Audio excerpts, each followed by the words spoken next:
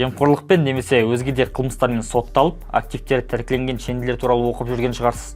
Олардың қай-қайсына қарасаңыз да қолдарында қымбат сағаттары болады. Біз бүгін осы тәркіленген қымбат сағаттардың аукцион туралы айтатын боламыз. Экран алдына жайғасыңыз, лайк басып досыңызға бөлісе салыңыз.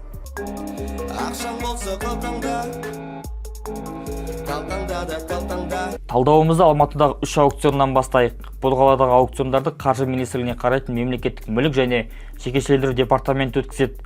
Департаменттің алғашқы лотында мына платина сағат сатылады деген көрсетілген. Оның бағасы 245 миллион теңге.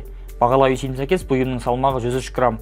Сондай аукционға қатысуға ниетті адамның кепілдік жарна ретінде 12 миллион теңге төлеуі тиіс екенін айта кеткен жөн. Екінші лот гауһар тастармен көмкерілген Patek Philippe платина сағаты. Оның бастапқы бағасы 134 миллион теңге. Жалпы салмағы 129 грамм.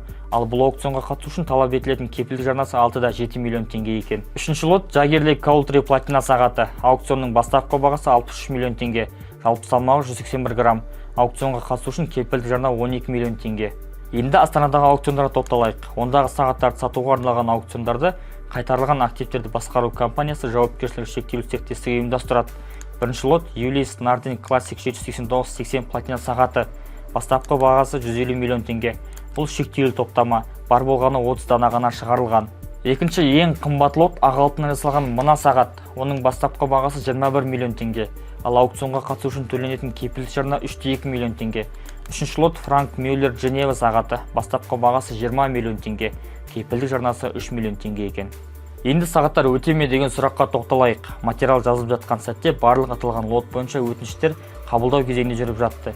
Біздің есептеуіміз бойынша барлық сағат бастапқы бағамен сатылса, мемлекет 783-те 9 миллион теңге табыс табады. Алайда нақты осылай болады деп кесіп айту қиын. Себебі аукциондарда лоттардың бастапқы бағамен сатылуы өте сирек кездеседі. Баспасөз құралдарында бұл сағаттардың қылмыстық істер аясында тәркіленіп, мемлекетке өткізілгені айтылады. Әсіресе Қазақстанның бұрынғы президенті Нұрсұлтан Назарбаевтың туыстары Қайрат Сатыбалды мен Қайрат Боранбаевтың аты жиі аталады. Сыбайлас жемқорлыққа қарсы агенттік Сатыбалдының мемлекетке 732 миллиард теңге, ал Боранбаевтың 90 миллиард теңге актив қайтарылған мәлімдеген еді. Төменге сілтеме қалдырып, материалмен толық танысып шығыңыз.